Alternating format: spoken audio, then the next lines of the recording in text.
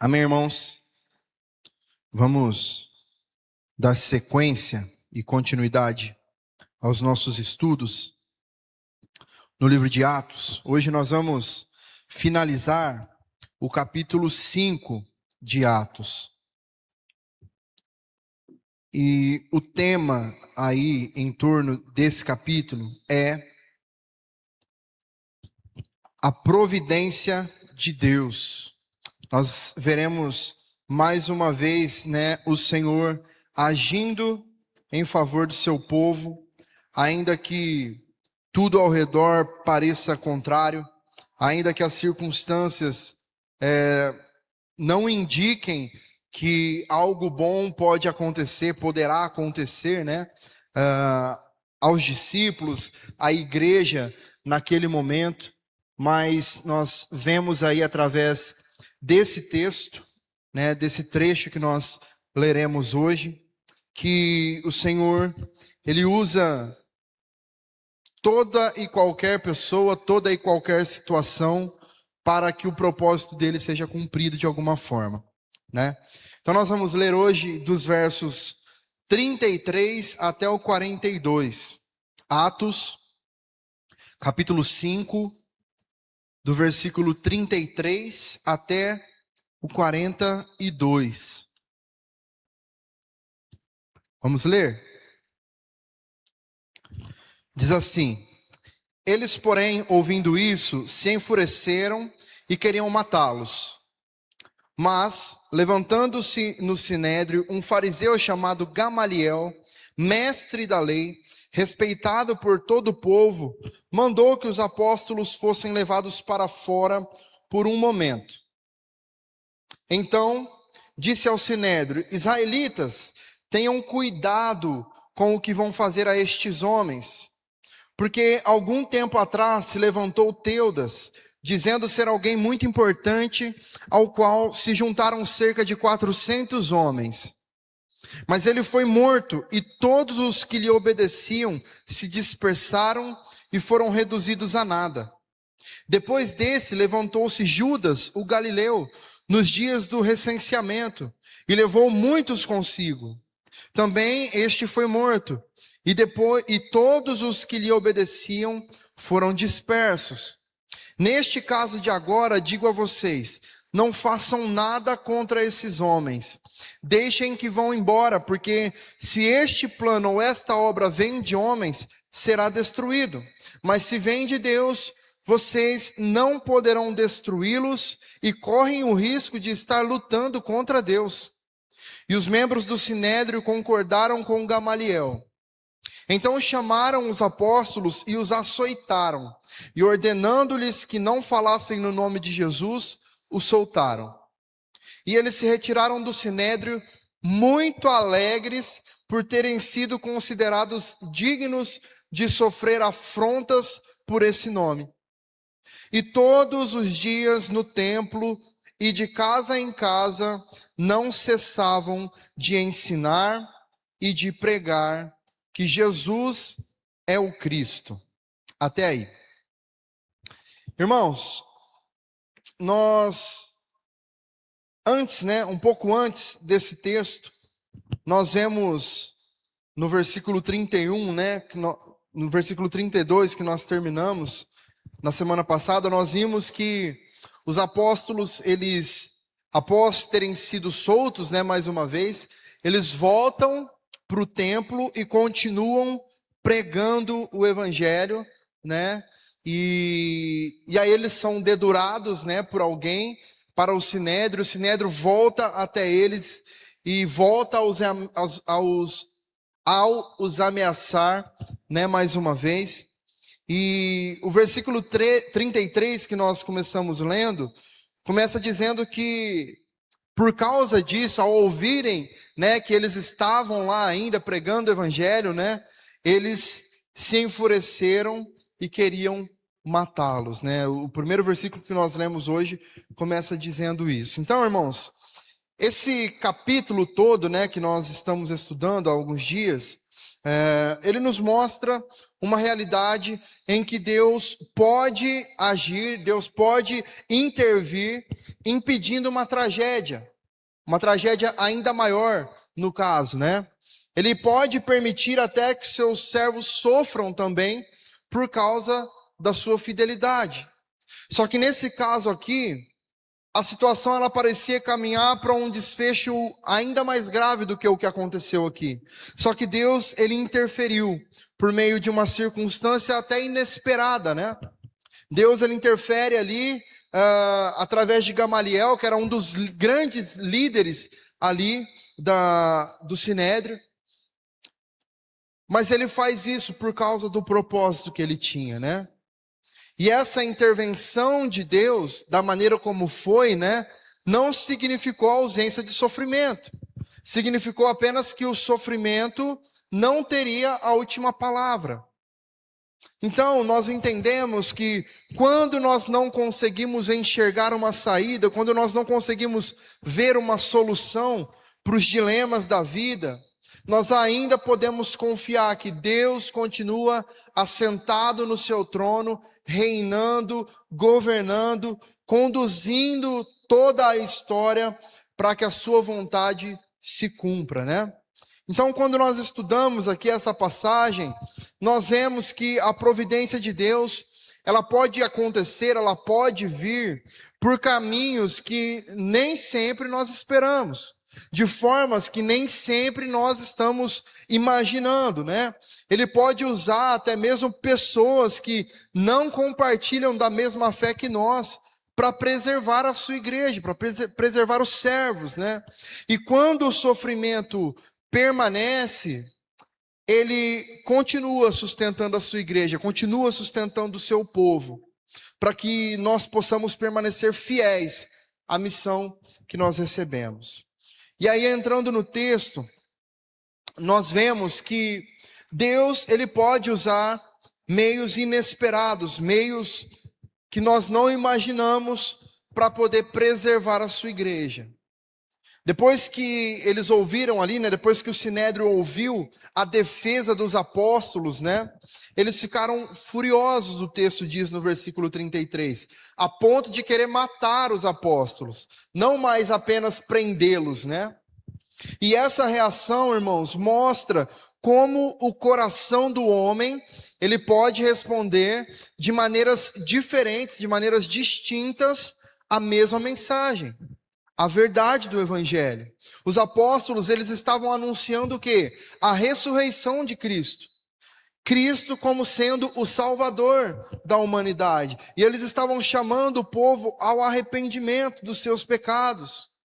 E as autoridades que ali estavam, eles não se rendiam a essa mensagem e ainda lutavam, trabalhavam para calar essa mensagem.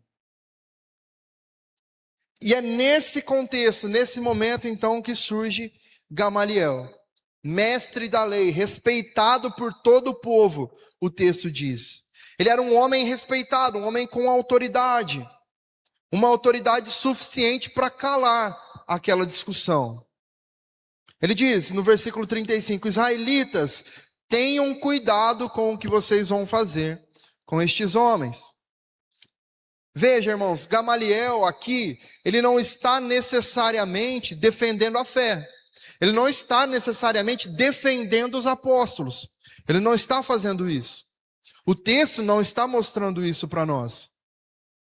Mas através de uma sabedoria que ele tinha, que o próprio Deus concedeu a ele naquele momento, Deus agiu para intervir e para impedir que a decisão do tribunal do Sinédrio ali fosse a execução dos apóstolos naquele momento.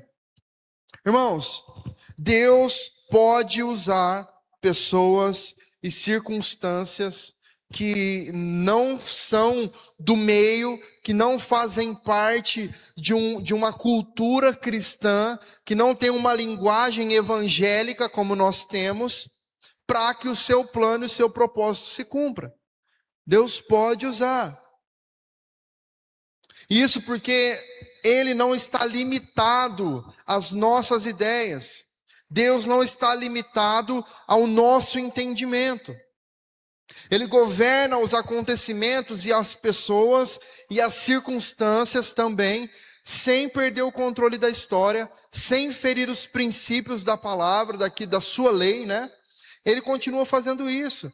E diante disso, ele pode e ele vai agir por caminhos que muitas vezes serão inesperados por nós.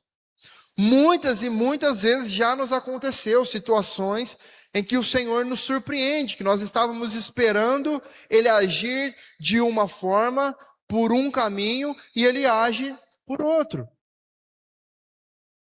Além disso, nós aprendemos também que a obra de Deus não depende da aprovação dos homens.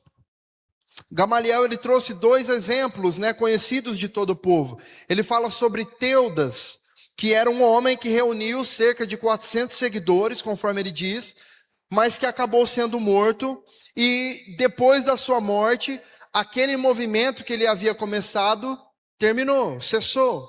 Depois ele menciona um Judas também, chamado Galileu, que também conseguiu atrair muitas pessoas para perto de si, para a sua doutrina, para a sua ideia, mas que depois da sua morte o seu grupo também se dispersou. Não mantiveram ali vivo aquilo que ele havia construído antes. Então a lógica de Gamaliel é uma lógica até muito provável, porque ele se baseou em situações que já tinham acontecido. E é uma lógica que diz que movimentos humanos podem ser fortes, podem parecer fortes em um determinado tempo, ao longo de um determinado período, mas em algum momento eles desaparecerão. E aí ele aplica, esse mesmo raciocínio aos apóstolos, nos versos 38 e 39, ele diz: nesse caso de agora, digo a vocês, não façam nada contra esses homens, deixem que vão embora, porque se este plano ou esta obra vem de homens, será destruído. Mas se vem de Deus, vocês não poderão destruí-los. Obviamente, irmãos, essa ideia de Gamaliel, ela não pode ser interpretada por nós como uma regra absoluta de Deus. O simples fato de uma obra crescer e de permanecer por longos e muitos anos, não significa que tenha a aprovação de Deus. Não significa que seja verdadeira. Não é porque uma seita tem anos e anos de existência, de duração, que ela é genuína, que ela é real. Mas no momento certo, o Senhor separará o joio do trigo. Por mais parecidos que eles possam ser, por mais que eles cresçam juntos, no momento certo, a verdade virá à tona. Então, o que fica claro aqui é que, ainda que não seja uma verdade absoluta, essa que Gamaliel disse, mas o que fica claro e o que nós podemos ter convicção e certeza é que ninguém conseguirá frustrar aquilo que Deus determinou. Se é uma determinação de Deus, se é um plano de Deus, se é o propósito de Deus, não será frustrado. Ainda que não aconteça da maneira como nós achamos que deva acontecer, certo? E existe também uma advertência aqui para aqueles que tentam lutar contra Deus, Gamaliel diz que eles poderiam estar lutando contra Deus. Ou seja, um homem pode até acreditar que ele está lutando por uma causa justa, por um motivo honesto, e mesmo assim descobrir que ele está se colocando contra o próprio Senhor. Então, irmãos, o problema do Sinédrio não era falta de evidências, porque eles tinham evidência. Eles já tinham visto o que Deus estava fazendo. Eles haviam acabado de presenciar, ainda que não literalmente, um milagre, porque os apóstolos estavam presos e de repente já não estavam mais.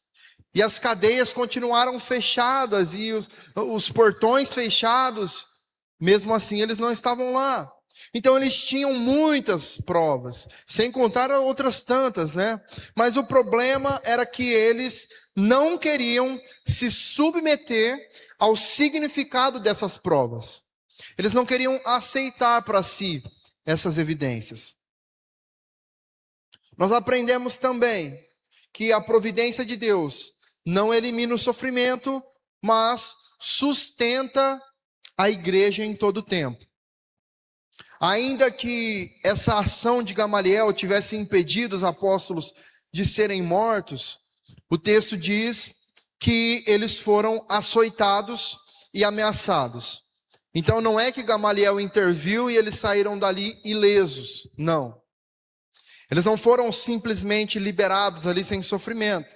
Eles foram açoitados e depois eles novamente foram ameaçados, para que eles não mais falassem em nome de Jesus. Às vezes nós pensamos, irmãos, que se Deus está cuidando de nós de fato, necessariamente Ele vai impedir que qualquer sofrimento nos afete. Mas não é assim que funciona.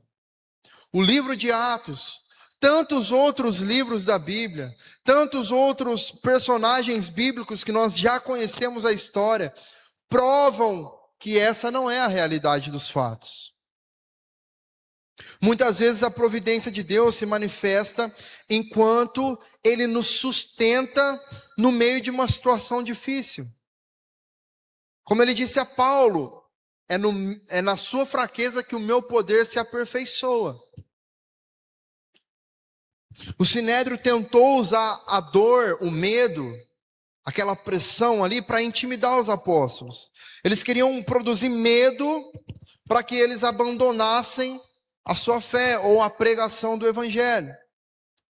Mas, graças ao Senhor, esses irmãos entendiam que eles não precisavam viver uma vida sem sofrimentos para permanecerem firmes no Senhor.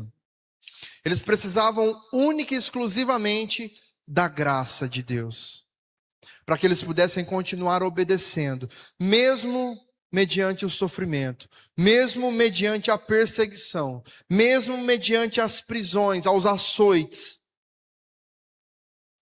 Irmãos, há momentos em que nós oramos por livramento e Deus responde trazendo livramento. Em outras situações, nós oramos por livramento e Deus permite que nós atravessemos pelo momento de dor, de angústia, de dificuldade. Mas Ele nos sustenta no meio dessas circunstâncias. Em todos os casos, irmãos, a providência de Deus continua sendo perfeita. A vontade do Senhor continua sendo boa, perfeita e agradável para as nossas vidas. Os planos e os propósitos do Senhor continuam sendo os melhores possíveis. E nós aprendemos também com esse trecho que lemos, que uma igreja preservada pela graça continua testemunhando de Cristo. A reação que os apóstolos têm, depois de sofrerem os açoites, depois de serem ameaçados, é algo que, no mínimo, nos surpreende, irmãos. O verso 42 diz: e eles se retiraram do sinédrio, muito alegres, por terem sido considerados dignos de sofrer afrontas por esse nome. Irmãos, eles não saíram dali comemorando o simples fato de estarem vivos.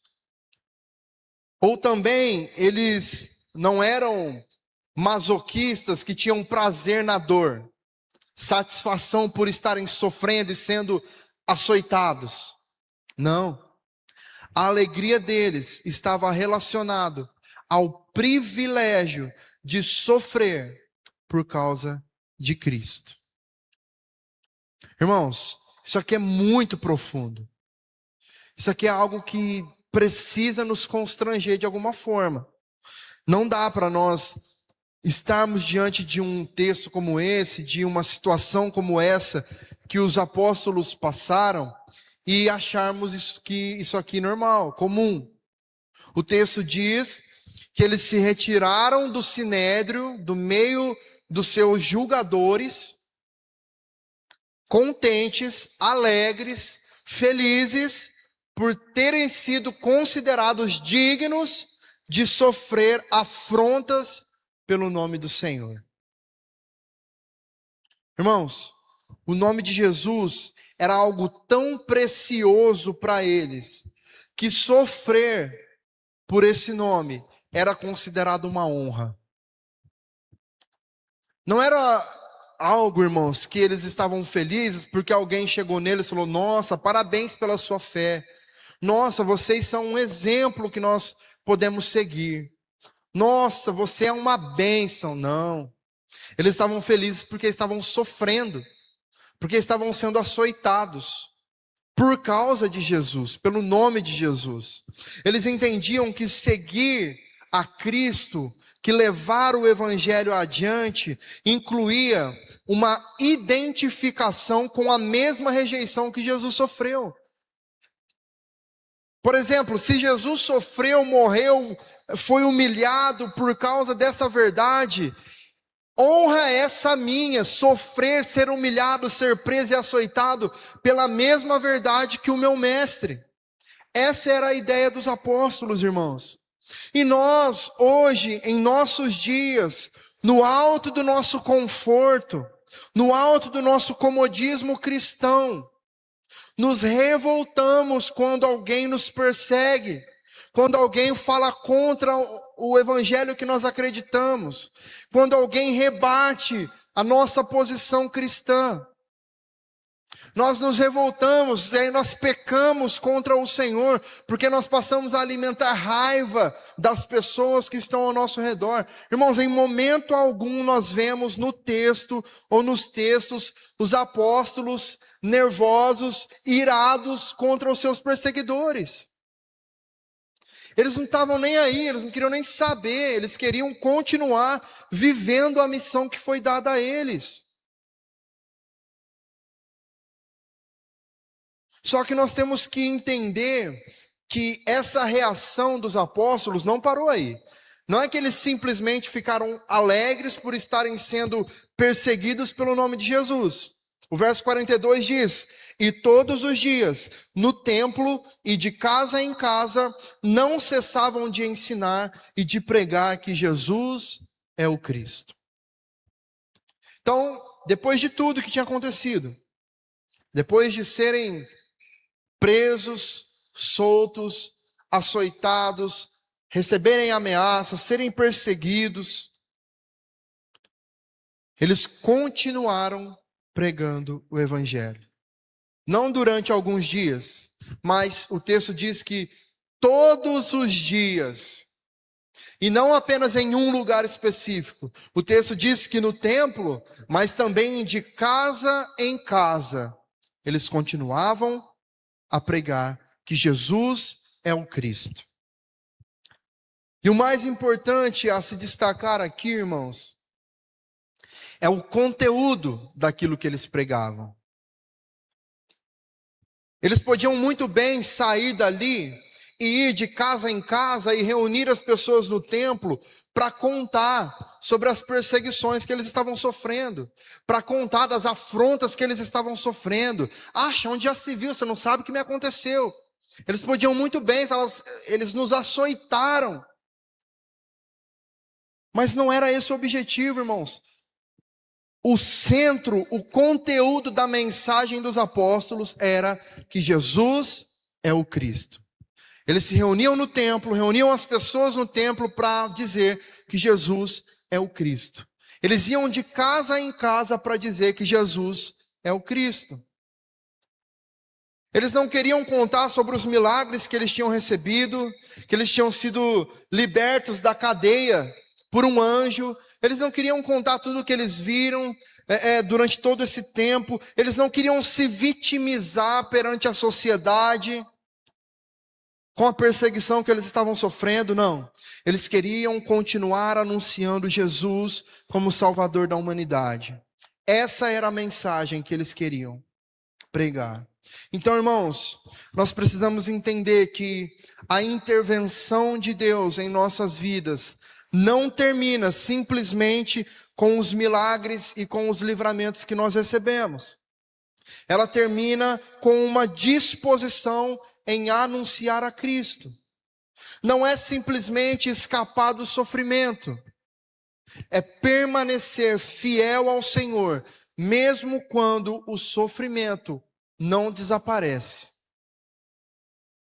E aí nós podemos fazer algumas aplicações rapidamente. Em primeiro lugar, a providência de Deus nem sempre será percebida como um livramento.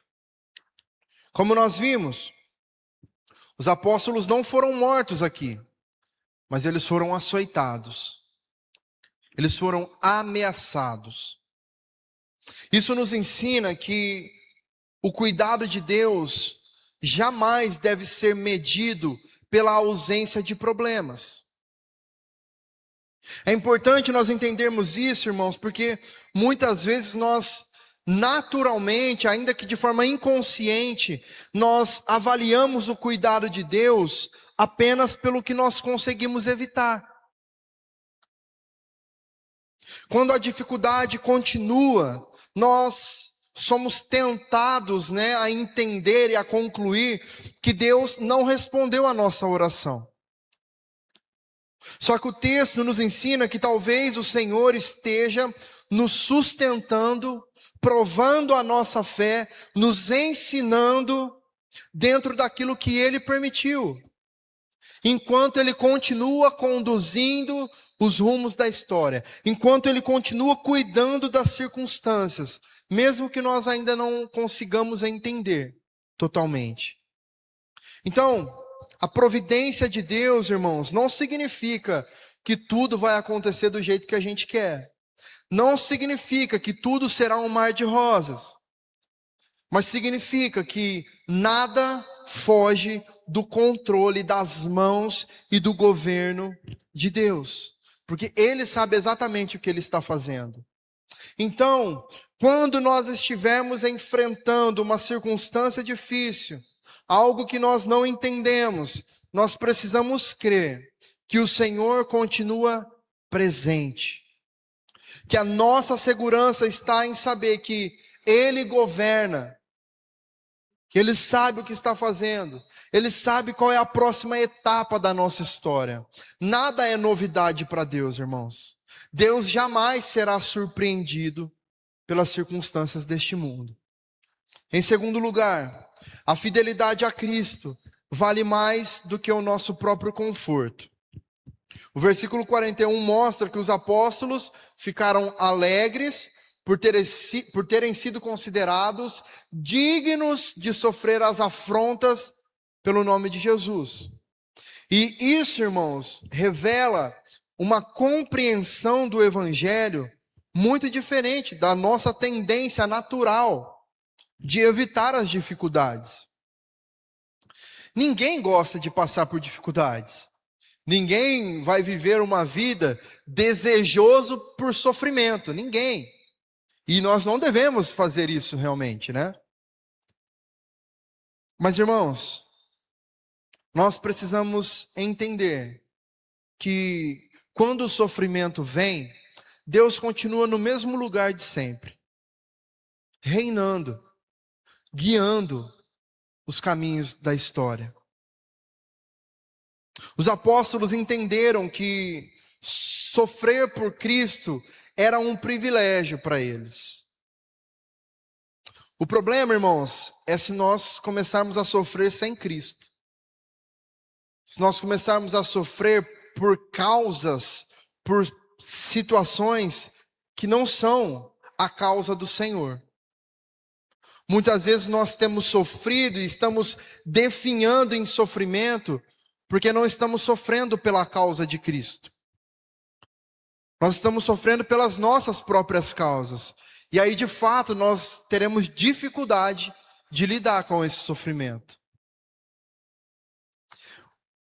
Os apóstolos estavam sofrendo penas duríssimas.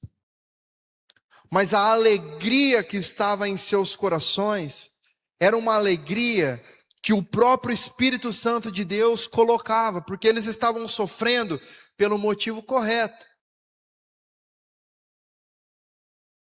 Irmãos, talvez, e eu espero, que nós nunca sejamos presos ou açoitados por anunciar o Evangelho.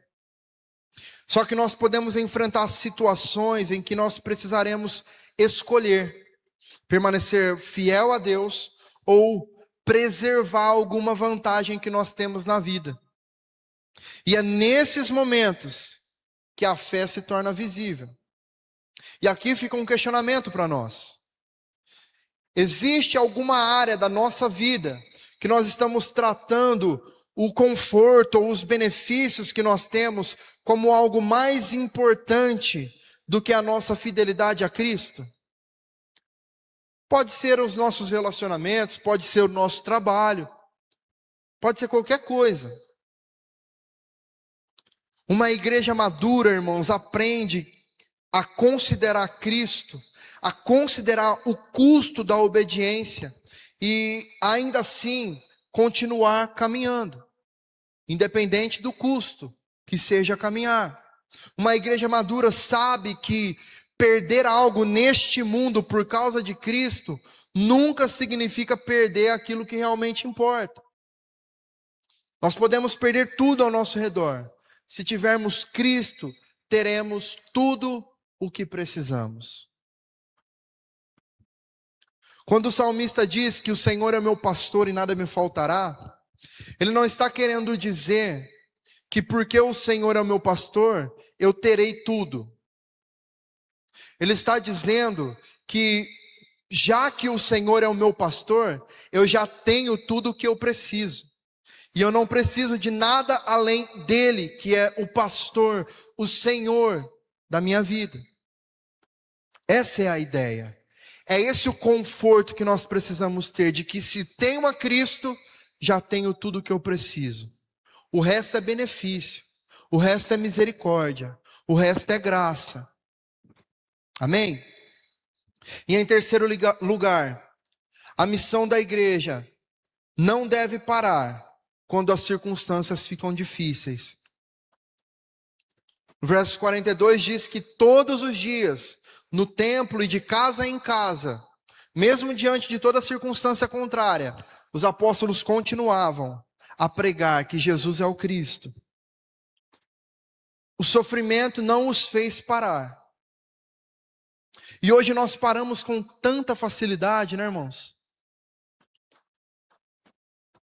E é irônico pensar que, geralmente, diante da circunstância contrária, o nosso primeiro ato é abandonar a Deus. Porque nós desanimamos de ir à igreja, nós desanimamos de orar, nós já não lemos a Bíblia, porque não estou com cabeça, estou cansado, não estou legal para isso hoje. Quando na verdade deveria ser o contrário disso, né? As soluções que nós precisamos estão justamente naquilo que nós abandonamos primeiro. Irmãos, eles continuaram ensinando e pregando, porque eles sabiam que havia uma responsabilidade que eles tinham, e essa responsabilidade não tinha mudado. As circunstâncias eram difíceis, eram diferentes, mas a missão continuava a mesma. Irmãos, o teste da perseverança chega quando nós estamos cansados, quando nós estamos desanimados, quando nós somos criticados, ou então quando parece que os nossos esforços não estão produzindo efeito. É justamente aí que nós precisamos lembrar que Deus nos chamou para sermos fiéis e não para controlarmos o resultado dessa fidelidade. O nosso papel é ser fiel. Quem faz o resultado acontecer não somos nós, é Deus. Cabe a nós só fazer o que Ele ordena que nós façamos. E isso é um alento para que nós não venhamos desistir no meio do caminho, para que nós não paremos. O livro de Atos nos ensina que nós devemos continuar anunciando Cristo. A igreja não existe apenas para sobreviver, irmãos. Ela existe para testemunhar. E nós não podemos parar de testemunhar. Nós fomos salvos por Jesus para continuar ensinando, servindo, anunciando o Evangelho, mesmo quando as circunstâncias forem difíceis. Mesmo quando parecer que ninguém está nem aí para o que você está falando. A obra, ela pode enfrentar oposição. Ela pode enfrentar rejeição. Ela pode não ser aderida pelas pessoas ao nosso redor. Mas a igreja não tem autorização para interromper a sua missão. Algo foi confiado ao povo de Deus. E não é a placa da igreja. É o corpo de Cristo neste mundo. Onde quer que nós estejamos. Independentemente de placa de igreja. Nós temos uma missão. Humanamente falando, irmãos, na grande maioria das vezes, é desanimador. É frustrante, é cansativo, não traz recompensas visíveis, palpáveis, para quem está fazendo. Mas nós não fomos chamados para ver resultados, nós fomos chamados para sermos fiéis. Nós não fomos chamados para produzir resultados. Nós somos chamados para continuar anunciando e testemunhando que Jesus é o Cristo, de casa em casa, de porta em porta, dia após dia, sem parar, sem cessar. E nós temos como maior exemplo a seguir o próprio Jesus. Ele foi rejeitado, condenado, levado à cruz pelas mãos dos homens, foi morto neste mundo. Só que aquilo que parecia ser a vitória dos seus inimigos, simplesmente fazia parte do plano soberano de Deus. E o mesmo Senhor que venceu a morte, continua governando a sua igreja.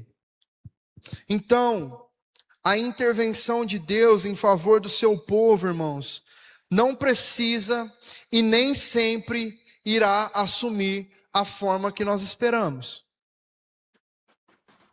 Às vezes, Ele fecha a porta para a morte. Outras vezes, Ele nos sustenta no vale da sombra da morte. Enquanto nós atravessamos as dificuldades, os problemas deste mundo, tenha convicção de que Ele está no controle. Em qualquer uma das circunstâncias que nós vivemos, Cristo continua sendo a nossa segurança. Em qualquer circunstância, nós podemos ter a convicção e confiar que o Senhor preservará a sua igreja e cumprirá cada um dos seus propósitos. E que nós possamos ser instrumentos em suas mãos. Que nós possamos ser servos participantes dessa grande obra que Ele começou e há de terminar naquele grande dia. Amém? Amém. Vamos orar? Pedir para a tia Rita vir aqui orar e finalizar o culto.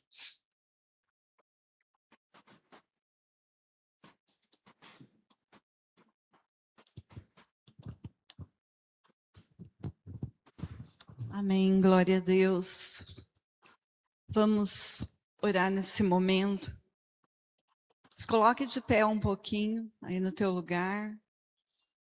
Pai, em nome de Jesus, ó Deus, rendemos a Ti, Deus, Toda honra, toda glória, todo louvor, toda adoração pertence a Ti, ó Pai. Obrigado, ó Deus, por essa noite. Obrigado por Tua palavra que veio de encontro com as nossas necessidades, Pai. Muitas vezes, Deus, é desse jeito mesmo, Senhor. O socorro, a ajuda, ela vem muitas vezes de pessoas daquilo que é improvável, daquilo que nós menos esperamos. Mas o Senhor sempre se manifesta, o Senhor sempre vem de encontro com as nossas necessidades, de uma maneira ou de outra. Talvez não é do jeito que nós pensamos, mas é do jeito do Senhor, da melhor maneira. Por isso, ó Pai, te damos toda a honra, toda a glória, que nós possamos ter gratidão no nosso coração, Senhor, o tempo todo, ó Pai, o tempo em que nós vivermos sobre essa terra, que nós possamos ser gratos ao Senhor por tudo, ó Pai, tudo que acontece conosco. Obrigado, ó Deus, porque a Tua palavra, ela é a verdade e ela nos confronta. Que nós possamos sair daqui hoje, ó Pai, e colocar isso em prática na nossa vida. Ter consciência, Deus, que em todo o tempo o Senhor é bom, que em todo o tempo o Senhor está trabalhando. Obrigado por tudo. Obrigado pela vida do Alisson, que está aqui todas as quartas-feiras ministrando ao nosso coração. Em nome de Jesus, nós te adoramos, te glorificamos. E se porventura, Pai, tiver alguém enfermo no nosso meio, Deus, que cada um agora seja tocado, liberto e curado, Senhor, para a honra e glória do Teu nome, ó Pai. Visita a vida da irmã Nair, da Dulce, que elas queriam estar aqui hoje, mas por motivo de enfermidade, por conta da chuva, elas não estão aqui. Mas a minha oração é que o Senhor visite elas, que elas tenham a visitação do Senhor agora, e que elas possam, ó Pai, te adorar, lá na casa delas mesmo, em nome de Jesus. Amém.